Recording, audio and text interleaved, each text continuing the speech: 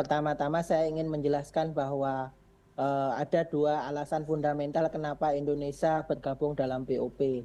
Itu ada alasan yang konstitusional karena bergabung Indonesia dalam BOP itu merupakan amanat konstitusi dan yang mewajibkan dan meminta Indonesia untuk turut serta dalam perdamaian dunia, Mhm. memerdekakan bangsa-bangsa terjajah, dan setelah itu dengan semangat keadilan dan perdamaian itu. Terus yang kedua, sebetulnya keikutsertaan Indonesia dan dalam BOP itu merupakan konsistensi politik luar negeri Indonesia yang selama ini dilakukan sejak zaman Pak Soekarno. Waktu zaman Oke. Pak Soekarno, Indonesia memelopori KTT Asia Afrika, setelah itu menelurkan Dasar-Sila Bandung.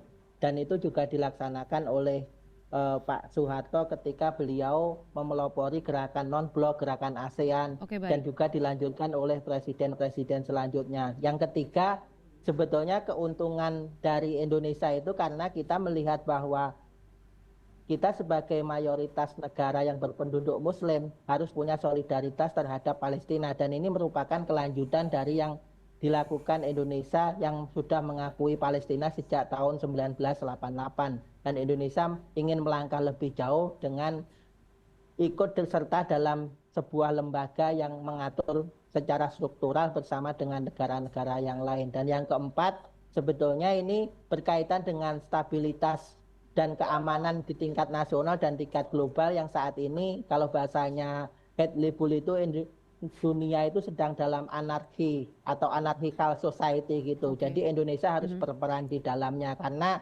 situasi yang terjadi di tingkat global itu pasti berdampak ke Indonesia. Begitu Mbak Diana. Oke, berarti ada alasan konstitusional, kemudian juga ada alasan solidaritas. Nah, melihat dengan situasi yang sekarang, ketika salah satu inisiatornya dan juga satu anggotanya, yakni Amerika Serikat dan juga Israel begitu, justru memantik konflik yang meluas ataupun bahkan melancarkan operasi militer begitu ya ke Iran sehingga konfliknya jadi meluas. Nah, apakah hal itu relevan dengan solidaritas, kemudian juga alasan konstitusional untuk tetap berada di BOP dengan situasi yang sekarang?